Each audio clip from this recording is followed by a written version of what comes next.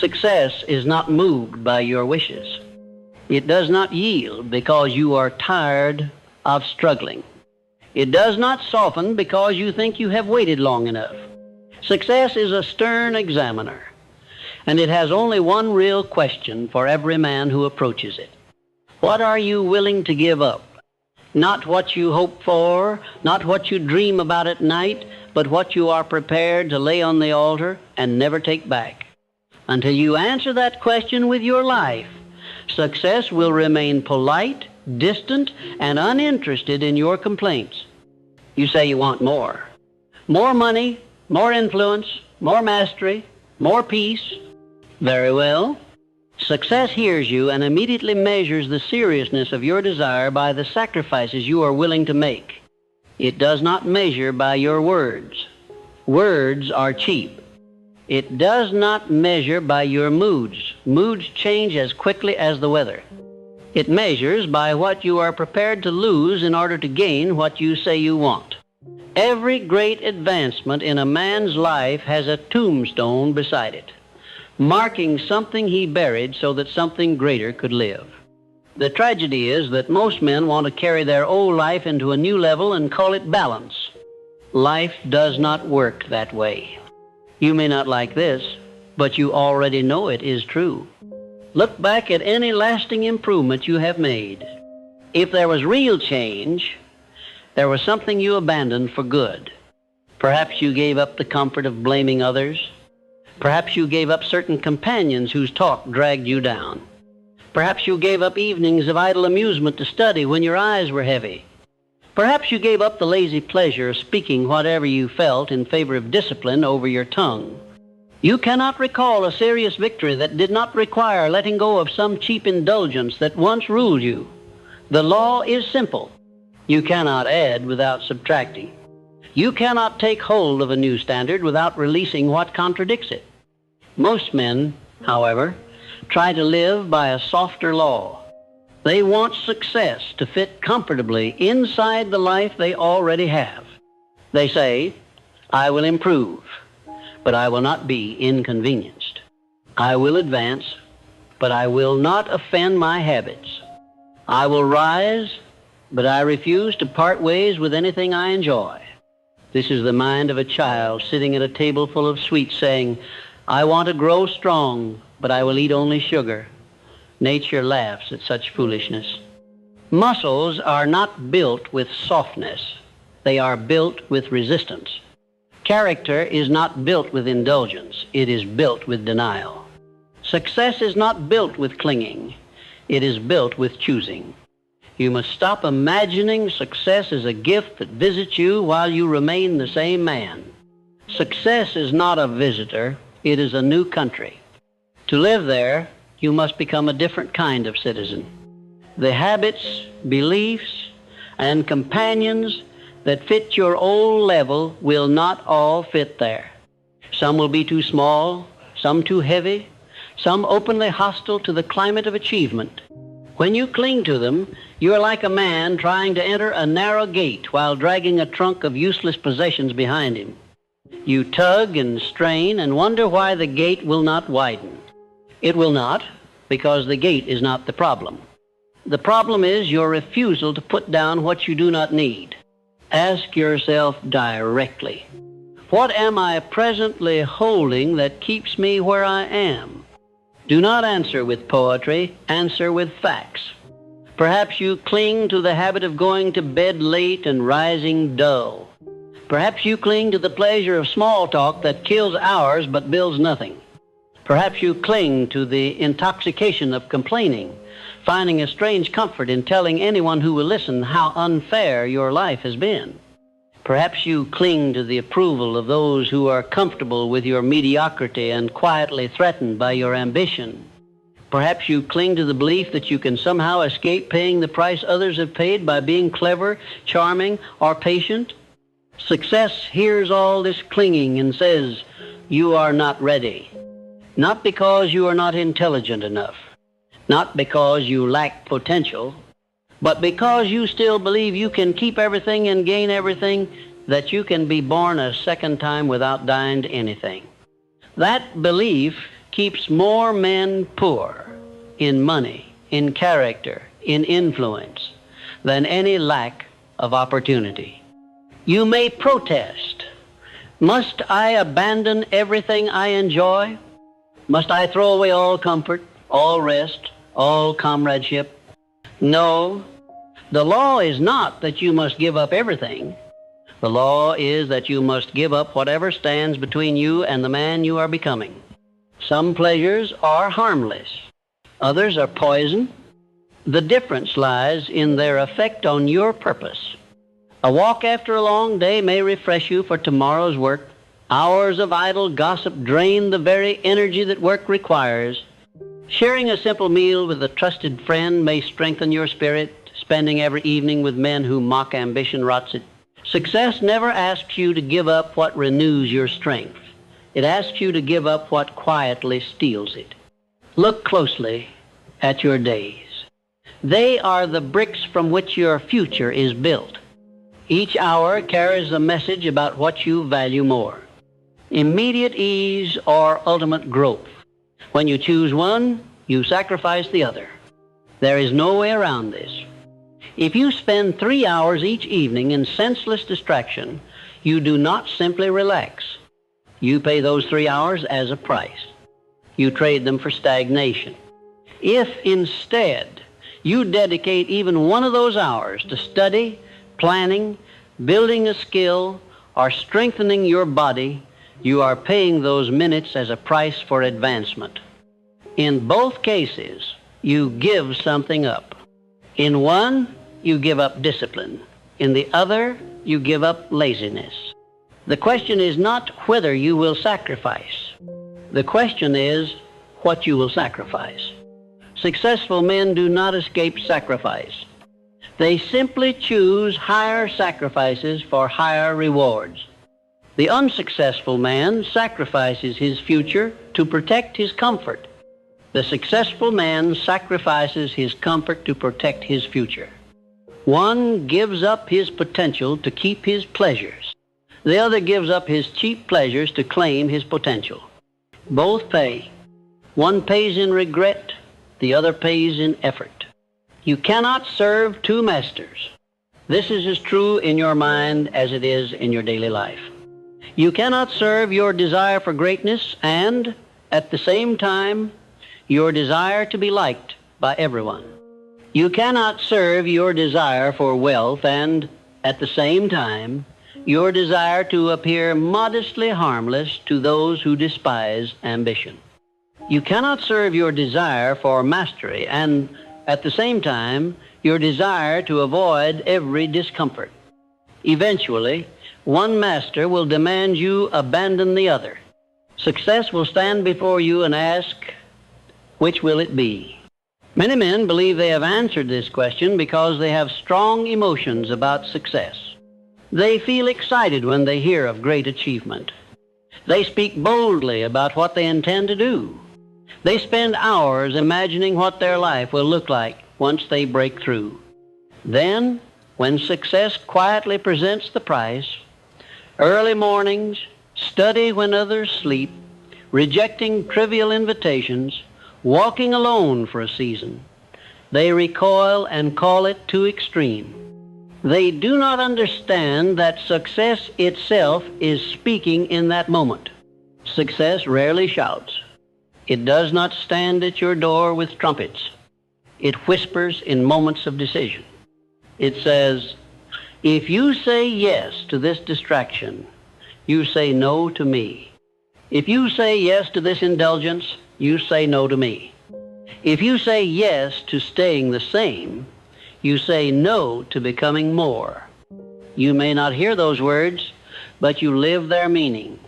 To begin answering success honestly, you must first strip yourself of illusions about time. Many men excuse their lack of progress by saying, I have no time. Look at their days and you will see that they mean, I have no time that I am willing to take away from what I enjoy. The hours are there, but they are already claimed by habits that produce nothing. When success asks, will you give me this hour? They respond, No, I need it for rest, for amusement, for escape. Then they kneel at night and pray for success, having just refused to pay the smallest part of its price. Face this with honesty. You have the same 24 hours as every man who has ever built anything that mattered. The difference is not in how many hours you receive, but in how many you are willing to buy back from trivial use and invest in your purpose. That buying back is a form of giving up. You give up the right to drift. You give up the pleasure of feeling innocent and helpless. You give up the excuse that you are too busy once you see how much of your busyness is nothing more than avoidance. There is another price. You must be willing to give up certain versions of yourself. It is not only habits and companions that hold you back, it is also your cherished identity as the man who never offends anyone, the man who is always available, the man who is perpetually agreeable, the man who is never serious enough to be criticized. Success demands that you outgrow these costumes. It demands that you become the man who can say no without shaking, the man who can endure misunderstanding without collapsing, the man who can stand alone for a time while his results are still invisible. This is harder than giving up a pastime. To surrender an identity feels like death. You have worn it for years. People know you by it. Yet that is precisely why it must go. If your present identity could carry the weight of success, you would already be living at a higher level. The fact that you are not proves that something in who you believe you are is too small for where you say you want to go.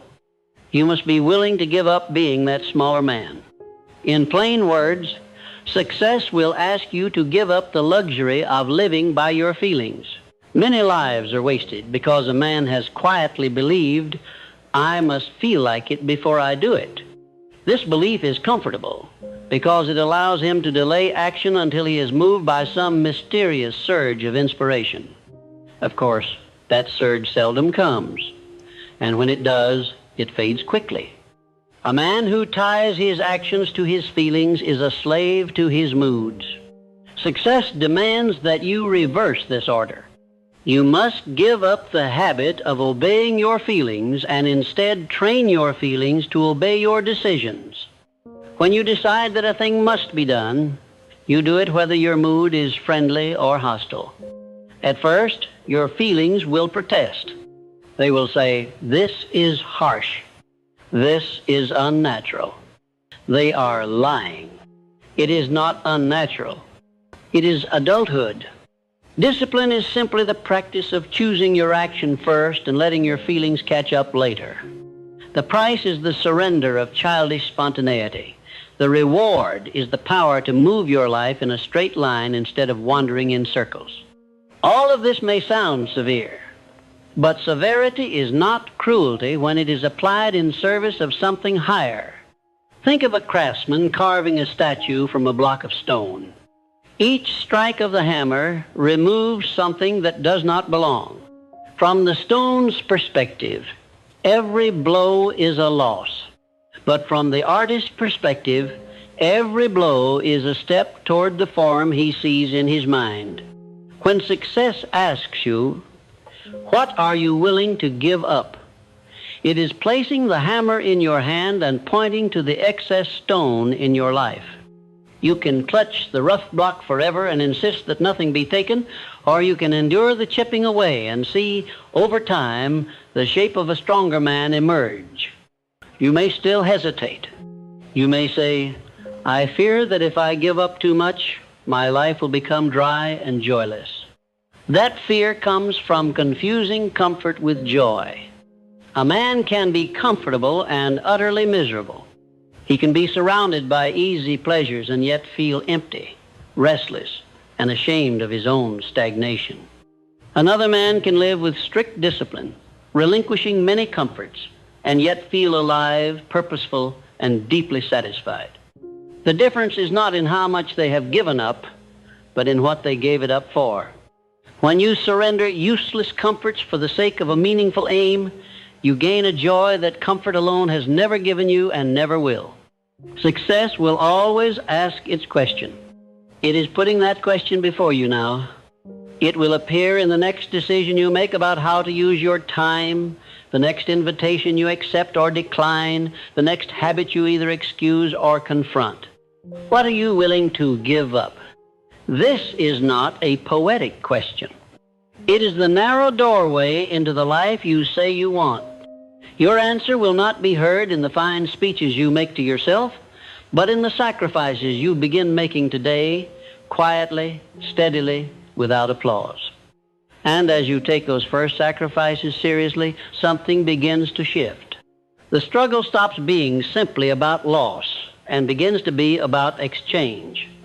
You start to see with increasing clarity that every time you let go of something small, you create room for something larger. Every time you release a weakness, you make space for a strength. Every time you deny a petty craving, you feed a deeper hunger.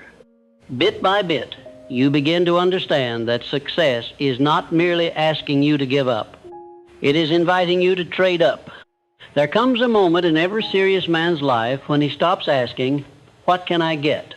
and starts asking, "What must I release?" That moment separates dreamers from doers, talkers from builders. Up to now, you may have measured your commitment by how much you could pile on. More books, more ideas, more plans, more promises. But success is not impressed by how much you add on top of an undisciplined life. It wants to see what you are willing to cut away. It looks at your hands and asks, are you gripping too tightly to what keeps you small? Only empty hands can take hold of something new without dropping it. Start with the easiest place to see the truth. Your use of time. Time is the clearest ledger of sacrifice because it is impossible to fake. A man may speak of his ambitions for hours, but when you examine how he spends his days, you see what he truly worships. If he says he wants to build a great work but spends his evenings in idle entertainment, scattered conversation, and aimless wandering, it is not his faith that has betrayed him. It is his unwillingness to give up his comforts. Success is standing beside him, watching, and saying, "You have chosen. You have traded me for distraction. You must look at your hours as a merchant looks at his coins. Each one can be spent only once. When it is gone, it does not return." Ask yourself directly, how much of my day is spent on what moves my life forward, and how much is spent dissolving my energy? This is not a question meant to condemn you. It is a question meant to awaken you. You may discover that most of your time is not deliberately chosen at all. It is claimed by habit, by others' expectations, by the path of least resistance. You have drifted rather than decided. Success will not drift toward you. It must be steered toward. That steering requires that you reclaim portions of your day from aimlessness and assign them to your purpose. This means quite plainly that you will have to give up some of the ways you currently rest and escape. It does not mean you must work every waking moment. It means your rest must be chosen, not stolen. Purposeful rest strengthens a man. Lethargic escape weakens him. You must have the courage to take back time from the latter and invest it in the former. Consider how much strength is wasted in the struggle to avoid discomfort. You have perhaps spent whole weeks plotting how to do important things without feeling any tension, as if growth could be made painless by clever arrangement. You hesitate at the start, postponing action until the moment feels right. You argue with yourself, bargaining for more ease. You search for inspiration instead of beginning. All of that inner wrestling consumes energy and produces nothing. Success would rather see you give up that constant negotiation and accept the cost of discomfort outright. Once you accept it, you stop fighting the very sensations that accompany progress. You walk into the cold water instead of standing at the edge, debating. You will have to give up the idea that you can change your life while holding on to every feeling you prefer. There will be days when your body wants rest and your mind wants indulgence, and yet your purpose requires that you work. There will be nights when your heart longs for amusement, and yet your future demands study.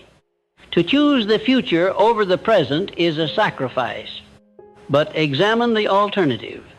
The man who always obeys his feelings becomes their servant. He grows weaker, not stronger, because his capacity to endure anything unpleasant shrinks year by year. The man who sometimes chooses duty over comfort, on the other hand, finds that his ability to bear discomfort grows. What once seemed impossible becomes tolerable. What once seemed intolerable becomes routine. Success is attracted to such a man because he can be trusted to stand when conditions are not perfect. Another price success asks is the surrender of your favorite excuses. Excuses are soft pillows. You lay your head on them whenever reality seems too sharp. I started late. I come from the wrong place. I do not have the right connections. Others have advantages I lack. These statements may contain fragments of truth, but when you use them to justify inaction, they become shackles. They allow you to look at your unfinished life and sigh, "It is not my fault," instead of saying, "It is still my responsibility." Success has no interest in a man who clings to his excuses more fiercely than to his opportunities. You must give up the comfort of believing that your situation is uniquely hopeless. That belief feels strangely satisfying because it relieves you from the duty to change. If no one else has ever faced what you face, then you can sit down and declare yourself an exception to the laws that govern progress. But look carefully and you will see that your situation, however painful, is not unique. Men have risen from ignorance, from poverty, from shame, from betrayal, from defeat, far greater than yours. What separated them from those who perished was not luck. It was the willingness to stop defending their limitations and start surrendering them. They paid in humility what others refused to pay. You will also be asked to give up a particular habit of speech, the habit of judging and criticizing men who are ahead of you. It is easy to point at those who have achieved more and say, they are greedy, dishonest, heartless. Perhaps some are. But when you constantly speak this way, you are not judging them, you are protecting yourself. You are soothing your pride by telling yourself that you are morally superior while remaining materially and mentally inferior. You are giving yourself permission to remain where you are. Success hears this and says he would rather feel righteous than be responsible. He is not ready. This does not mean you must admire everything every successful man does. It means you must give up the reflex of tearing down what proves that more is possible. Instead of saying, he must have cheated, ask, what did he endure? What did he learn? What did he give up to step where he stands? This question turns envy into education. It shifts your mind from resentment to inquiry. That shift is itself a sacrifice.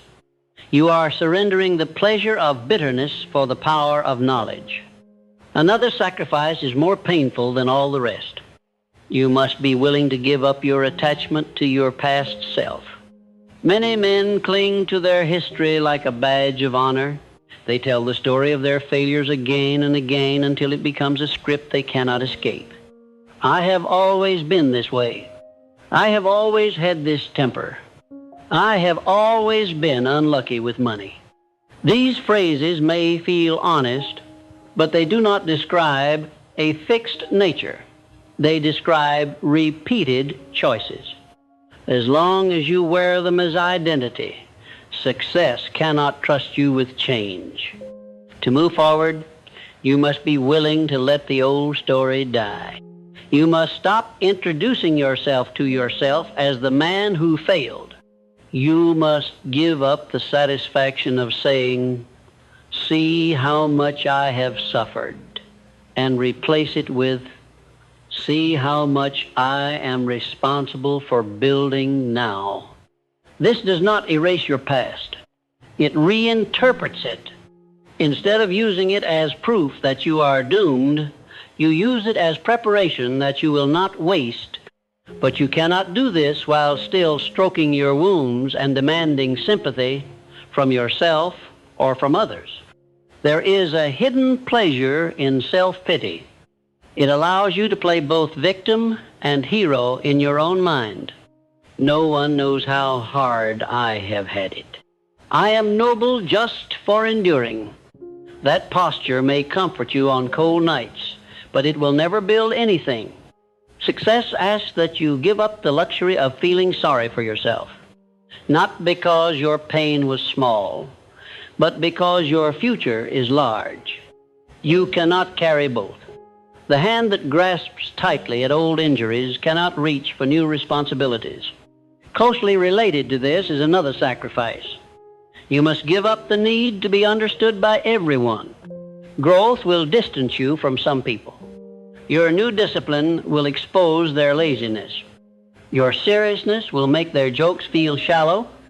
Your refusal to waste time as before will disturb those who valued you as a companion in idleness. They will accuse you of arrogance, of coldness, of abandoning them. If you cannot endure this, you will stay where they are so you can keep their approval. Success requires that you value alignment with your purpose more than the comfort of being universally liked. This does not give you permission to be cruel. It gives you permission to be selective. You must give up the belief that saying no makes you selfish. Refusing what diminishes you is not selfishness. It is stewardship. You owe it to your future to close the doors that lead back to your worst habits. Some of those doors have friends' names written on them. You will have to decide which matters more, your destiny or your invitations. You will also be required to surrender your attachment to immediate results. This is one of the most difficult sacrifices for a modern mind. Men have been trained to expect quick satisfaction. They try a new habit for a few days and then stare at their surroundings, demanding proof that it works. When no miracle occurs, they abandon it and look for another method. They live like children digging up a seed each morning to see if it has sprouted.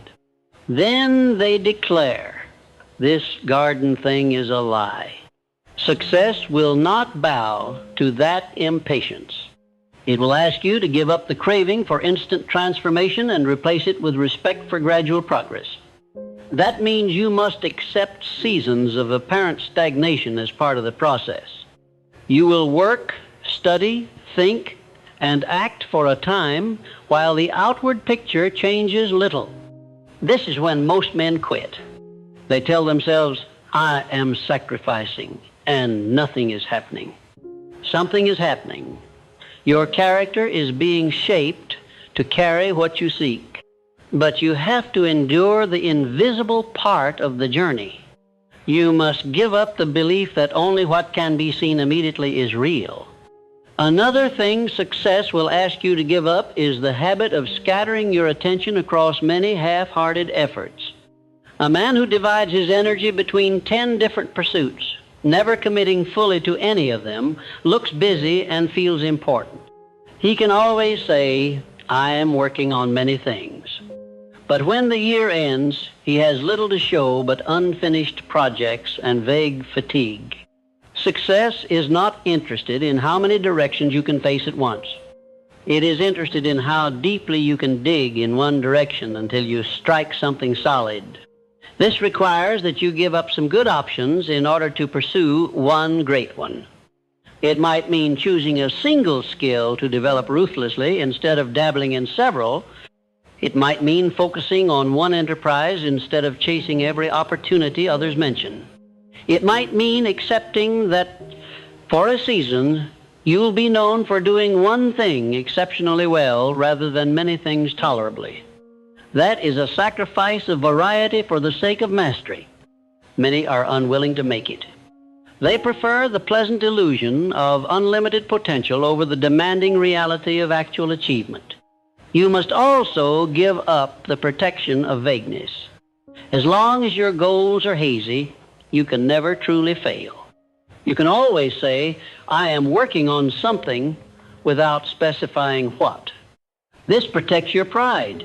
If you never name clearly what you seek, how much, by when, in what form, you never have to face the discomfort of falling short. You can float in a cloud of effort without evaluation. Success will not enter that cloud. It demands clarity.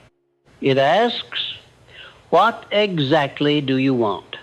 What will you build? What will you produce? What mark will you leave? Answering clearly means sacrificing the comfort of hiding. When you say, by this date, I intend to reach this measurable state, you expose yourself. You make failure possible, but you also make success possible. Before, you could never know if you had truly advanced. Now you can. Progress requires that risk.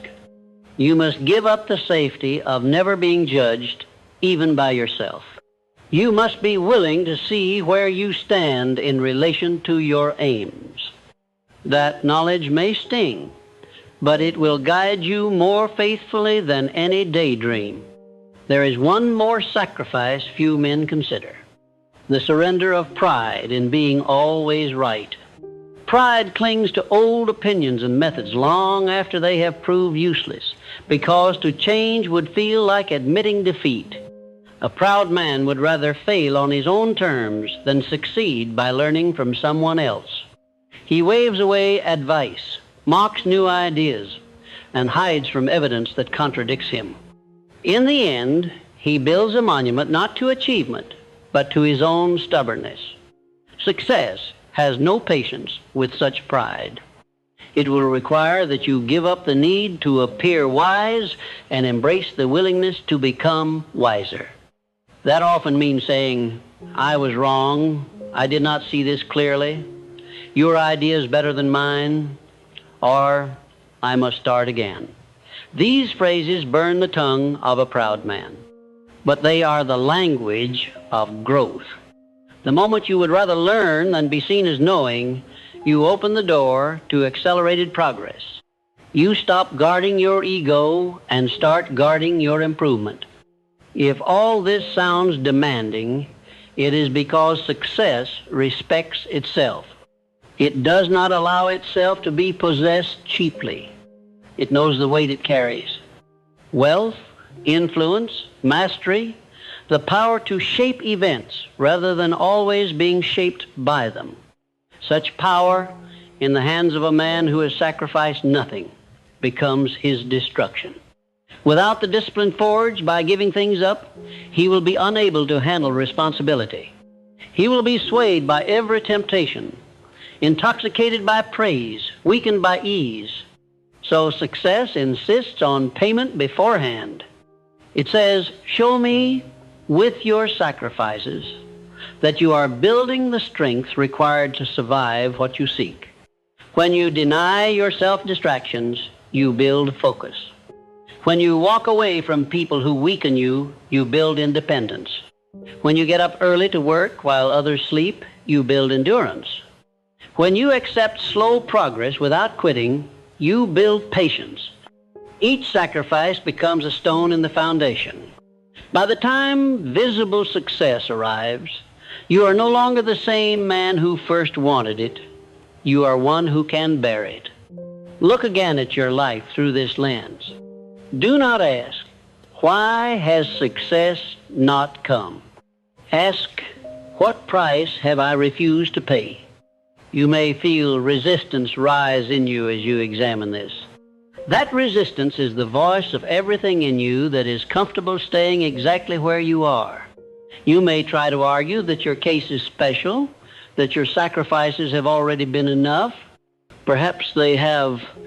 But if your results remain far below your potential, it is likely that there are still things you cling to which you pretend are harmless, but which quietly are more valuable to you than the success you say you want. The path before you is simple, though not easy. Identify what you must give up. Accept that the loss is real. Do not soften it with lies. Feel the sting of it and choose it anyway.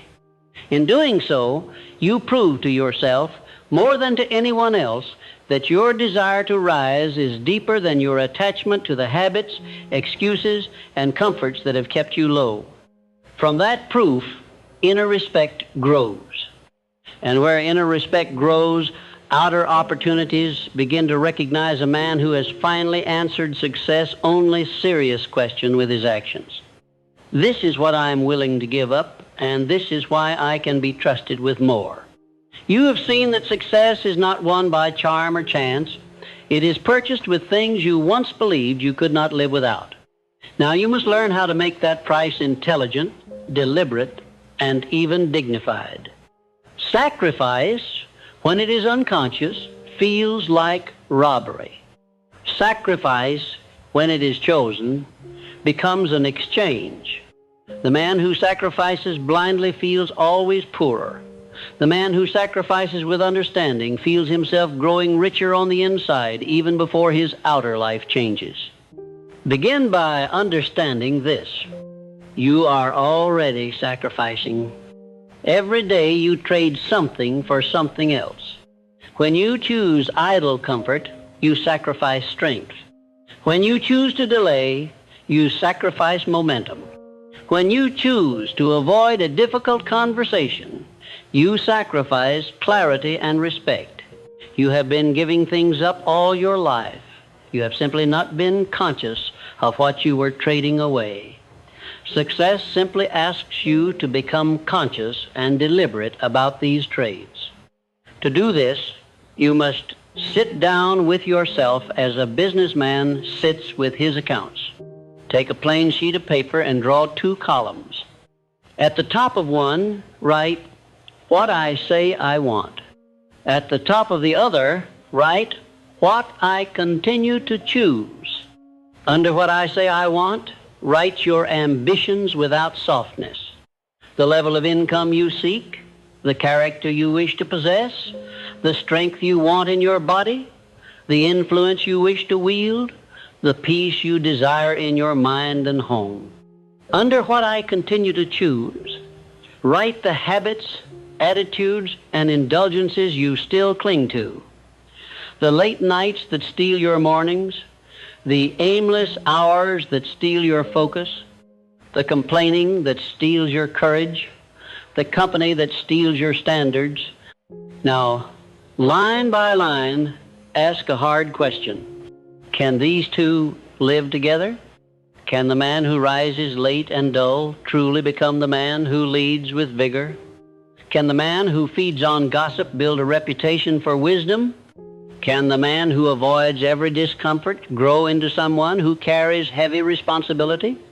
If the honest answer is no, then you have before you a clear sacrifice. You cannot keep both the desire and the contradictory habit. One must go. To cling to both is to live in a quiet torment of divided loyalties. Do not rush this examination. You are not merely making a list. You are exposing the real terms on which you have been dealing with life. Up to now, you have perhaps spoken as though success had unfairly ignored you. When you see these 2 columns side by side, you will understand that it has not ignored you at all. It has simply noted that you have been more loyal to certain pleasures and protections than to your stated ambitions. Once this is clear, you must choose one sacrifice to begin with. Do not try to burn down your entire old life in a day. That is drama, not discipline. Drama exhausts a man. Discipline strengthens him. Select one specific thing that stands obviously between you and your next level. It may be a habit of laziness at a particular hour, a pattern of wasteful spending, a circle of companions who keep you anchored, or a repeated excuse that shuts down your will? Whatever it is, name it. Vague sacrifice produces vague results. Now, before you attempt to give it up, you must understand what it has been doing for you. Weak habits survive because they serve some hidden purpose. Perhaps that nightly indulgence has been your way of avoiding thinking about your future. Perhaps that circle of aimless talkers has allowed you to feel superior while remaining small. Perhaps that excuse, "I'm just tired," has been your shield against the fear of discovering what you are truly capable of. If you try to cast away these things without recognizing the comfort they gave you, you will feel only loss and emptiness. In that emptiness, you will rush back to them.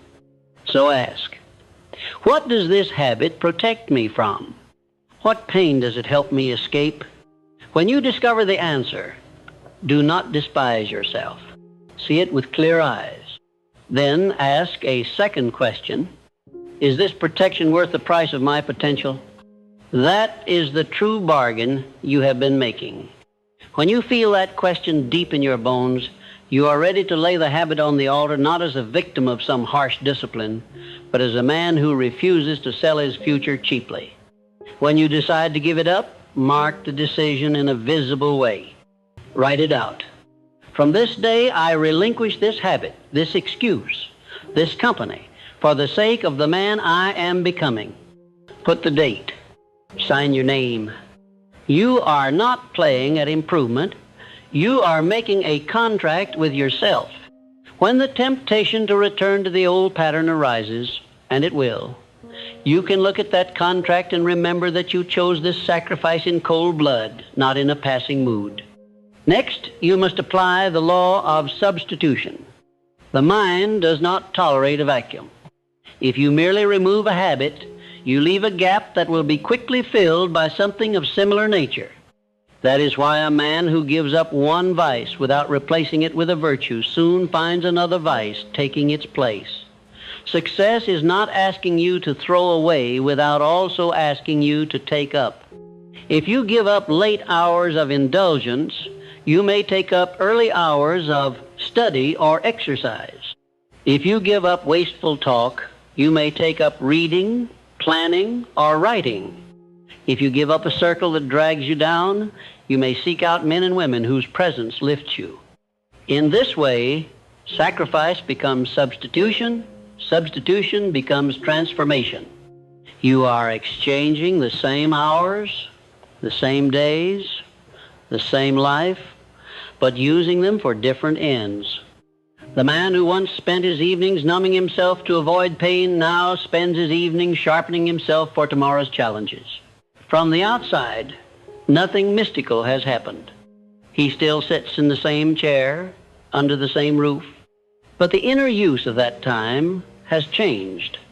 That change, repeated 100 times, writes a different destiny. Understand that the first stage of sacrifice is pain. Your mind and body will complain. They will say, "We miss the old comfort. We miss the old release." This is natural. Do not mistake it for a sign that you have erred. It is merely evidence that you are cutting into living flesh, not trimming dead branches. If there were no pain, it would mean that what you gave up was not really holding you. The second stage is neutrality. Over time, the sharpness of the loss fades. The old habit no longer calls as loudly. You still remember it, but its grip is weaker. At this point, many men grow careless. They say, "I am cured," and wander back toward the old pattern, believing they can now handle it in moderation. This is how they lose months and years in repeated cycles of relapse. When you reach neutrality, you must remember why you gave the thing up. Reread your contract. Recall the price you were paying. Neutrality is not the time to experiment. It is the time to deepen your new pattern until it becomes natural. The third stage is preference. This is when what once felt like sacrifice begins to feel like deliverance. The early mornings that once seemed cruel now become cherished. You look around at men who still waste their dawns and feel grateful for the peace and power you have found. The discipline of controlling your temper, once a strain, now feels like freedom compared to the slavery of outbursts and regret.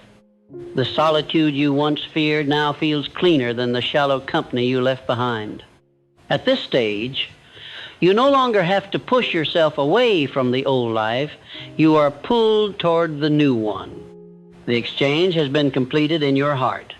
To reach this third stage, you must stay the course long after the excitement has worn off. Anyone can make a dramatic sacrifice for a few days. It is persistence that turns sacrifice into strength. The soldier who trains only when he feels heroic will never be ready for battle. The student who studies only when the material fascinates him will never master his field. The builder who works only when it is easy will never complete his structure. Sacrifice must become part of your daily rhythm, not an occasional spectacle. Now, let us look at the specific areas where sacrifice yields the highest returns. The first is your body. You may speak of success as a matter of mind and spirit, and you would be right. But your mind and spirit operate through a physical instrument. A weak instrument limits a powerful player. Fatigue, illness, and neglect of the body are silent thieves of opportunity. They rob you of hours of clear thought, of dependable energy, of physical presence that commands respect. To honor your body as a tool of success, you must be willing to give up certain abuses. Excess food, lack of movement, irregular rest, indulgence in substances that cloud your faculties. These are not merely private pleasures. They are direct sabotage of your own capacity. You cannot treat your body as a dumping ground and expect your mind to remain sharp and your will strong. Success takes one look at how you inhabit your own flesh and judges whether you are fit to carry heavier loads. This does not mean you must become obsessed with physical perfection. It means you must give up the lie that how you treat your body has no bearing on your destiny. A clear eye, a steady hand, a rested brain. These are advantages. To gain them, you will sacrifice sloth. You may go to bed when others stay up. You may choose plain food when others indulge. You may strengthen your muscles while others sit. In return, you receive a reliability of energy that supports your ambitions instead of undermining them. The second area is your mind. A man's mind is like his dwelling. Some keep it crowded with junk, trifling worries, petty grievances, endless fragments of unimportant talk. Others keep it clean, ordered, furnished with ideas, principles, and visions that give direction. You cannot achieve a rich outer life with a starving inner one. Success demands that you feed your mind on material that stretches and instructs it. That means you must give up the habit of mental idleness. You must abandon the endless chewing of trivial matters and make room for study. This may require painful exchanges. You may have to put aside those familiar tales and idle entertainments that fill your evenings and replace them with books that challenge you, letters that clarify your thinking, and quiet hours of reflection. At first, your attention will rebel. It has grown used to being amused, not engaged. Persist. The mind, like the body, grows to love what strengthens it. What begins as sacrifice becomes appetite. The day will come when you hunger more for a page of wisdom than for a night of diversion. The third area is your associations. No man climbs entirely alone, but not every hand is fit to hold while you climb. Some pull you upward, some hold you still, some quietly tug you downward. Success will ask you an uncomfortable question. Who must you give up walking with if you are to walk where you belong? Perhaps there are men you have known for years whose talk is always negative, whose ideas never rise above complaint, whose habits contradict everything you are trying to build. You may care for them, but you cannot deny the effect they have on you. You must be willing, if necessary, to see them less. You need not insult them. You need not declare yourself superior. You must simply choose to spend more time with those whose presence strengthens you, even if, at first, those people are not friends but authors on a page. As your character grows, you will draw living associates who share your seriousness, but you will not meet them while you spend every free hour in circles that ridicule the very virtues you are trying to practice.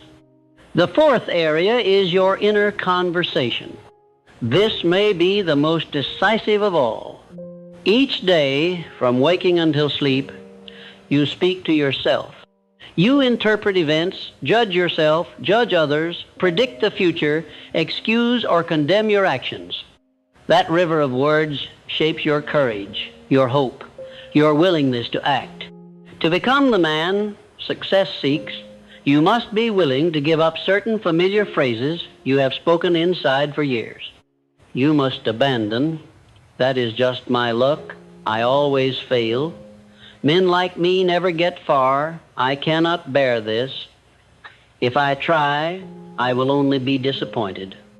These sentences may feel honest because they have described your past experience, but they are not law, they are chains. Each time you repeat them, you sacrifice a little more of your future. You must lay them down and replace them with statements that, while perhaps unfamiliar at first, align with the man you are choosing to be. I will find a way to use this. I learn quickly. My past does not limit my future. I can endure more than I once believed. If I persist, something will yield. You may object, but I do not feel this yet. You are not describing your feelings. You are issuing orders. You are appointing your inner conversation to serve your advancement instead of your despair. The sacrifice here is the habit of indulging in dramatic self-pity. The gain is a mind that supports your efforts instead of undermining them. Finally, success will ask you to give up the notion that you can ever stop paying. It will not allow you to think, "Once I achieve this level, I can relax and abandon the disciplines that brought me here." That belief has ruined many men. They sacrificed to climb and then tried to live at the summit on the diet of the valley. Success is not a possession you can lock in a chest and forget. It is a condition that must be maintained. What changes is not that sacrifice ends, but that it becomes more intelligent and more joyful. In the beginning, you give things up reluctantly, as a sick man surrenders his poison. Later, you give them up gratefully, as a man in training sets aside weights he no longer needs for the next race. The sacrifices change form. You may no longer have to deny yourself the cheap indulgences of youth, but you will have to guard your time from new distractions, your character from new flattery, your purpose from new temptations to drift. If this sounds heavy, consider the alternative. The man who refuses to pay these prices pays others. The dull ache of wasted potential, the bitterness of watching lesser men pass him, the quiet shame of explaining to himself year after year why nothing truly changes. He sacrifices his pride at the altar of his laziness. He gives up his dreams to keep his habits. He exchanges the pain of discipline for the pain of regret and calls that choosing an easier life. The law does not vanish because you ignore it. Success will always ask, what are you willing to give up? If you pretend not to hear, your life answers for you. It shows exactly what you were willing to surrender and what you refused to release. You are not powerless in this. You can decide now that your future is worth more than your oldest comforts. You can decide that the man you are called to be is worth more than the boy you have been protecting. You can decide that the price of growth though it stings, is cheaper than the price of staying the same. And when you decide, not with a burst of emotion, but with a steady will, you will find that success begins to turn its head toward you, recognizing at last a man who understands its language, the language of deliberate, purposeful sacrifice. There is a point at which sacrifice stops, feeling like punishment, and begins to feel like clarity. You are not giving things up at random. You are putting your life in order around a central purpose. The clutter falls away. The excuses fall silent. The question, what am I willing to give up, becomes less of a threat and more of a measuring stick. You hold it up to every invitation, every habit, every thought, and you see at once whether it belongs in the life you are building or in the life you are leaving. From this point, your relationship with success changes. You stop begging for it as if it were a fickle stranger. You start treating it as a stern but fair partner. You understand that it will not cheat you. It will simply match you. It will give you in proportion to what you are willing to release and to what you are willing to endure. This understanding frees you from jealousy. When you see another man prosper, you no longer mutter about his luck. You ask, what did he give up that I still cling to? That question turns envy into instruction. To live this way, you must establish a daily covenant with yourself. In the morning, you ask, what will I lay down today in order to move forward? It may be an hour of idleness, a bitterness you have been nursing, a grudge that drains your strength, a fear that has dictated your choices. You do not need to overthrow your entire life each day. You need to choose one concrete surrender and honor it. In the evening, you ask, did I pay the price I agreed to pay? If yes, you give yourself quiet respect. If no, you do not hide. You face it, adjust, and renew the covenant for tomorrow. This simple practice eliminates confusion. You will stop saying, I do not know why nothing changes. You will know exactly why. Either you are paying or you are not. If you are paying, you can endure the slow seasons because you trust the law. If you are not, you can stop blaming the world and deal with the truth in your own mirror. There is power in that honesty. It may sting, but it gives you back control. As long as you believe that everything depends on forces beyond your will, you remain a spectator. As soon as you admit, I have not yet paid what this costs, you become an actor. Do not misunderstand. This is not a call to grind yourself into dust. True sacrifice is not frantic activity, it is accurate priority. There are men who exhaust themselves with meaningless busyness and call it paying the price. They are always in motion, always tired, always complaining. Yet they avoid the one sacrifice that would change everything. The sacrifice of disorganization, the sacrifice of doing 10 shallow things instead of one deep thing. Success is not impressed by how worn out you are. It is impressed by how precisely you invest yourself. Therefore, part of what you must give up is confusion. You must give up the habit of living many days without clear intention. Each morning, you decide what matters most. That decision itself is a sacrifice. You are giving up the illusion that everything can be equally important. You choose a few vital tasks and accept that other things will wait. You focus, not because you are narrow-minded, but because you are done sacrificing your power to distractions. You would rather disappoint trivial demands than betray your central purpose. You will notice something else as you live this way. Your respect for yourself will rise. Nothing poisons a man like seeing himself shrink from the very action he knows he must take. Every time you avoid a necessary sacrifice, you teach your own mind that you cannot be trusted. Every time you honor a sacrifice, even a small one, you teach your mind the opposite. When I decide, I follow through. Over months and years, this is how confidence is truly built. Not through affirmations alone, but through observed loyalty to your own word. With rising self-respect comes a calmer attitude toward the future. You no longer sit waiting anxiously for a breakthrough. You know that if you continue to surrender what must be surrendered and to do what must be done, results will come. You may not know the exact form or the exact day, but you know the law cannot be mocked. A farmer who sows diligently, tends his field, and protects it from pests does not lie awake wondering whether harvest time will arrive. He knows it must. In the same way, a man who has aligned his sacrifices with his purpose can rest from panic even while he works hard. There is one more sacrifice to mention, and it may be the hardest. You must give up the fantasy that you will ever be finished with growth.